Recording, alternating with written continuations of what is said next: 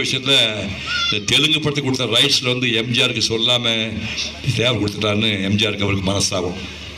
பிரிஞ்சுட்டாங்க ரெண்டு பேர்.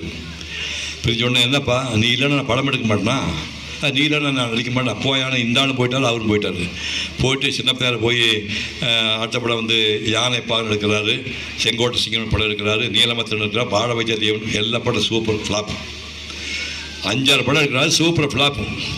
இனிமேல் இங்கே பிழைக்க முடியாது, பழையபடி ஊருக்கு போயிட வேண்டியதான் அப்படின்னு இவர் நினச்சிட்டு நாகரெட்டியார் என்பவர் பாகி ஸ்டுடியோ முதலாளி.